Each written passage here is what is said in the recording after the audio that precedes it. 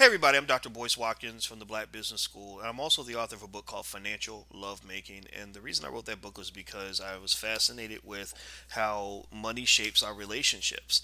And so the topic that I wanted to talk today about, or actually it wasn't even my idea, it was someone else's idea, is whether or not a woman is a gold digger if she wants financial security from her man. So to talk about this, I've got Noma Langamusheli Moses, founder of HealthyBlackWoman.com. How you doing today, Noma?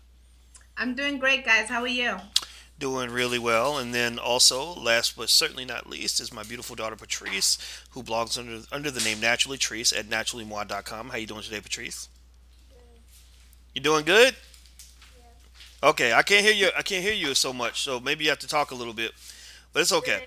All right. Okay. So, ladies, we were talking off camera about just what people should expect in a relationship, and one of the things both of you kind of brought up is the idea that there are a lot of women who just can't do broke, who just, in Noma Langa's words, you mentioned that that broke is just not really of interest to a lot of women, and you were trying to kind of explain that to me and kind of give me your perspective on that.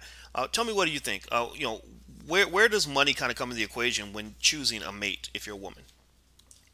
Well, I think that one of the things that women want, sometimes even without realizing it, is we want security. And part of security is financial security. I think that you can't relax and enjoy your marriage or your relationship or your life if you don't know where your next meal is coming from, if you don't know if you're going to have a roof over your head, and so on. I'm not talking about living in a lap of luxury, although I have nothing against that either. I'm just saying that just the bare basics where you have a roof over your head, you know what you're going to eat, and you have what you need. I think that's not too much to expect that. And I think that if a man calls himself a man and can't provide that, then there's a problem. Interesting. So you're saying that a man, if I say I'm a man and I can't provide financial security, does that what does that say about my manhood? Well, to me, it says you're a boy. In my culture, you're still a boy, and maybe you'll grow up and wise up and get some skills and be creative and whatever, and get some financial stability. You're not a bad person necessarily, but you're just not the one for me. Mm, okay. So Patrice, when you hear this, what do you think? I mean, do you think that that makes a man into a little boy, or do you think that I mean, because remember, for black men, we do have the highest unemployment rate. A lot of the companies that hire are not, really hiring black people like that. So what is your take on that? If somebody says, you're not a man if you can't provide, because our friend Damon Dash, she says that all the time as well. So I'm curious to know what you think. But I think, mm, for me, it doesn't make him a boy because, like you said, black men do have the highest unemployment rate, and so I get what you're saying, no Malanga, as far as like having money so that you can eat. You know what I mean? But I guess to me, if you're lazy and you're broke, then that is a big problem. Now, if you are trying but you're broke, then I can deal with that because I know that you're trying and eventually something will happen. But some people, we have to remember that some people have money, but they haven't always gotten their money in the right ways. Some people sell drugs, some people rob, some people do things like that. So does that make them a man because they're doing something illegal to have money? Noma, what do you think? Um, well, okay, let's break it down a little bit. She's saying, sometimes there's circumstances, okay, that create maybe a state of poverty or a state of being broke, that sometimes are beyond a person's control. And I absolutely get that. However, I think that life is hard in many different ways. And I think that if you are living in this day and age, by the time that you're about 18, if you're a young man, if you're a young black man, you can see that, okay, things, maybe the playing field is not level. If I compare myself to someone of a different race or a different class or whatever it is, what should I do now to set myself for success in the future?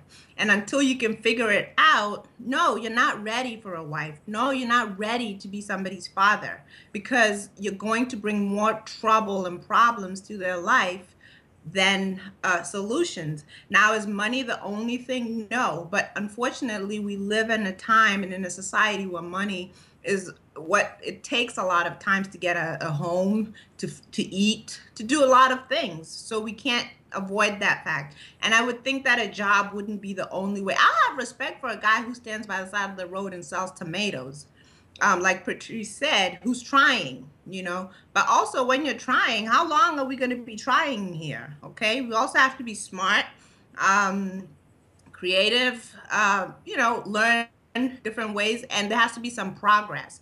Otherwise, if you're a woman, why would you tie your life to somebody who's going to tie you to poverty? Why? Why would you do that? Mm.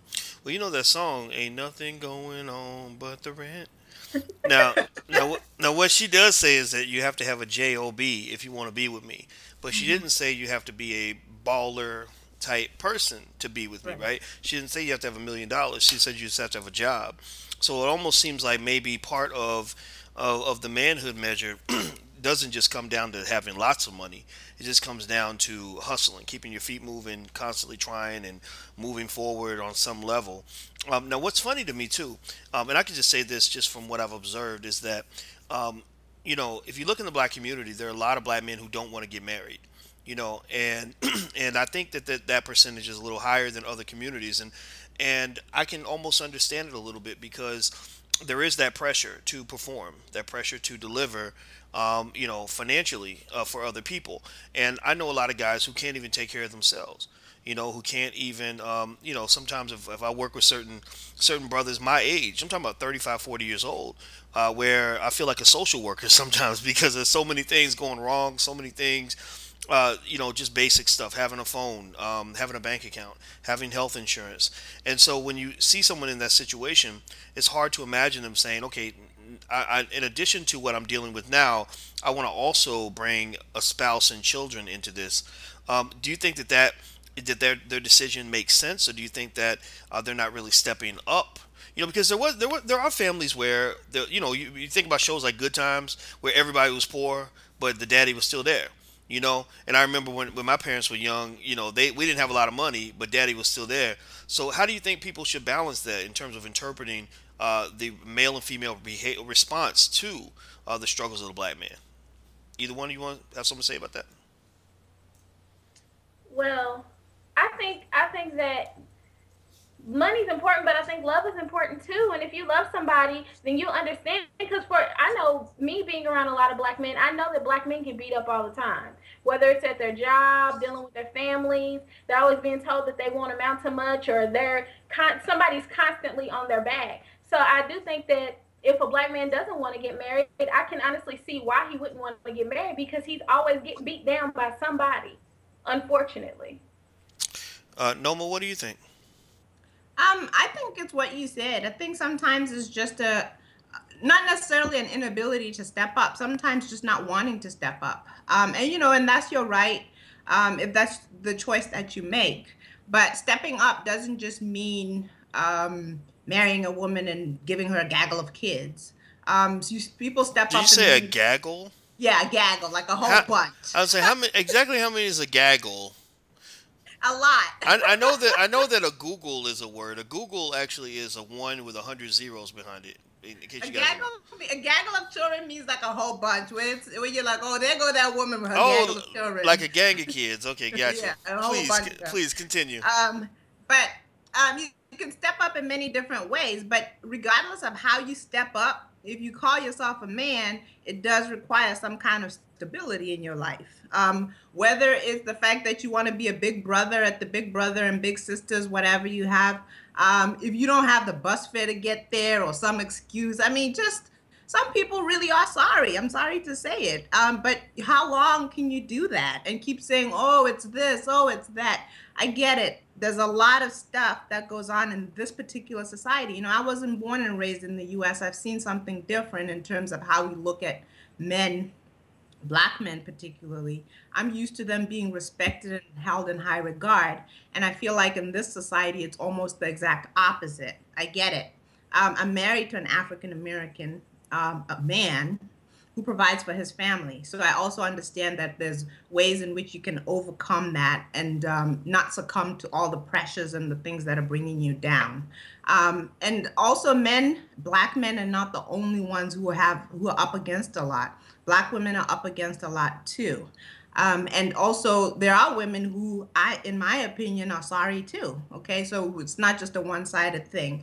But just as a human being, I think that you should be able to step up and figure out how to take responsibility for your life and not be a perpetual victim and not be in perpetual poverty. I think that I think you make a very good point there. I mean, I know that when I kind of give advice to young men, what I find is that sometimes there's a void because now due to the war on drugs and mass incarceration, most of these boys do not have a father in the house, so they don't have a strong male role model. So manhood is really something you have to be taught. I just think about my perspectives as a man were so driven by watching my father every day, and I'm not talking about the sperm donor. I'm talking about the father who raised me. I've referenced that, in situations where I didn't know what to do. For example, you're at a family event. You don't know if you're supposed to pick up the tab or not, and I would think, oh, my father used to do that, so I'm going to pick up the tab for everybody. But if I grew up in a household where my mother always picked up the tab, then I'm going to wait. I'm going to wait for the woman to pay the bill. Pick up the tab, Right. exactly. Yeah. Mommy, yeah. So that's a boy. That's a Mm, boy. mm. Okay? Waiting for mommy to take charge of a situation is the behavior of a boy. And until he becomes a man, that's going to be his expectation. And I know there's going to be people who are offended by that. But you just can't call yourself a man if you're sitting in the back seat and hoping that somebody else will take responsibility, somebody else will be accountable, and somebody else will take care of you, and you're not stepping up and doing the best that you can to show up. And it doesn't require being very rich or having a lot. I think I've shared a lot that I've had to restructure my life a lot, and cut back on a lot of things because of the life that we desire. So we don't desire living in a lap of luxury. We put family first. And for me to be home with my kids, I've had to give up jobs that paid much more than what I make on my own, at least in the beginning. But again, it shows that what I think is important is family. And then my husband took up the role of maybe being the provider more than when we were both working. You're just about what you decide is important and then stepping up and doing what you need to do. And I think that if you call yourself a man, you should be able to do that. Well, I don't disagree with that entirely. I think that what I found in terms of life and just being a man, being a black man, is that you always get a series of problems thrown at you, right? And those problems can easily be converted into excuses, right? Or you can counter the problems with solutions. But it can be very exhausting, right? Because you're just solving one problem after another, and it's easier to give up, especially if society allows you to give up, and if the standard has never been set. For example, think about when people go to college or if they go to medical school, right? You constantly get hit, with tough days and tough assignments and really bad situations. But somebody who goes to medical school who says the standard is there, I need to graduate, that's what I'm supposed to do. They're just going to work through everything and get there, right? But if someone didn't know that, if that standard is not set, then as soon as things get hard, they're probably going to quit. Just whether you're talking about any kind of commitment, marriage or anything else, it just seems that how you respond to those problems really, shapes everything. And it almost seems to me, maybe for women that are watching, maybe there's a way to compromise. I mean, I think that we can't ignore the fact that I think black men have a different situation from black women in the workplace. From what I've observed from watching the white man, is that there is a comfort that they have with black women they don't have with black men. Because men see other men as threats and Right. competition. So that's why statistically, black women and gay black men do really actually much better in the workplace than heterosexual black men. And it all really comes down to who the white man might be sexually attracted to, right? So ultimately, men are kind of placed in this weird situation where black men really are not meant to be subservient in subservient roles in white organizations. They don't survive very well in that environment, but that's what they're trained and bred to do. When really they're supposed to be in leadership roles in their own environments that they create. That's why black building is so important for black men to reestablish our manhood, because we're consistently emasculated in the existing workplace that we operate in. Patrice, go ahead. And I totally agree with what you said, but I don't think that it just starts in the workplace though. I think that it starts from elementary school. Because if you think about it, well, I don't know how it is in Botswana, but in America, most elementary school teachers are white women. Hmm. And so they can mainly relate to white female students because they're white and they're female, and then white boys, and then black girls. Black boys have nothing in common with white women. So Yep. they are automatically pretty much outcasted to be aggressive or to be thugs, or their future is kind of predetermined. And I think that people take that and they use, and honestly I feel like it's used throughout a black man's entire life, and I don't think that that's fair. So when you talk about a black man who is in the workforce, he deals with that exact same thing. Because I think we know that black men are meant to be leaders, but being that he's been told that he's not a leader ever since elementary school, he doesn't really know how to push himself to the next level, and then he has other people who are constantly trying to stump him down, even if he is trying to push himself up to the next level. I think that's a great point. It is. I can say in my life that growing up as a black male, I always felt that white women were afraid of me. That I was easily considered to be a threat. Even little things like being in class and raising your hand too fast. I remember getting in trouble for raising my hand too fast, and I'm sorry, but I was like, "What the fuck?" I mean, like I'm getting in trouble for answering the question. Are you serious? So that the madder you get, the worse it gets for you. It's horrible. Go ahead, Patrice. I think that I think color plays a big part in it, because I know when I was in elementary school, the teachers, every single teacher that my brother had wanted to put him on Ritalin. Every single teacher that he had, and I thought that that was so fucking crazy, because my brother isn't doing anything. His best friend was a white boy. And I mean, boys are boys. They jump off of stuff. They wrestle. They break things. They're loud. They have a lot of energy. That's what boys do. But because my brother was black, even though they were in the same class and they did the exact same things, my brother was supposed to be on Ritalin. Right. Wow. That is I mean, crazy. yeah, I agree. I mean, I think you guys both know I homeschool my kids because I saw that that was the path that they were headed towards, and I pulled them right out of it. So I can agree that black men are up against way more than everybody else. I don't disagree with that at all. And I guess one of the things that we're maybe not talking about that does play into this is how was that young man raised, and who are his role models. And I think, Boyce, you kind of mentioned it a lot, but to me that just makes it even more important for me as a woman to choose a man who's going to be a good role model to my son or to my sons, and to my daughter as well. And a boy won't cut it. He has to be a man. He has to be a man if he's going to lead this household. And if he can't do that, then he needs to get himself together before he can step up and call himself a man and ask for a woman's hand in marriage, or anything that requires him calling himself a man. I agree 100%. And it looks like we lost Patrice. She might have lost her connection, which is fine. We were Right. about to shut down anyway. Yeah, this was great. This is great insight, great analysis, and I think it's something worth thinking about. And I like the fact that you homeschool your kids. I'm constantly telling people and parents, you've got to find ways to educate your own children if you can. If you can't do it full time, at least make sure you're doing it part time, nights, weekends, summer times. Extricate them from this system, because the I system's say not. the same thing. Yes, The the exact system's same not thing. designed to empower your son. It will destroy him. Every statistical indicator shows that. Well, thank you very much, Nomalanga. It was a pleasure speaking with you. Thank you. It was a pleasure speaking with you and Patrice. Absolutely. And everybody, this is Nomalanga Mushali Moses, founder of HealthyBlackWoman.com.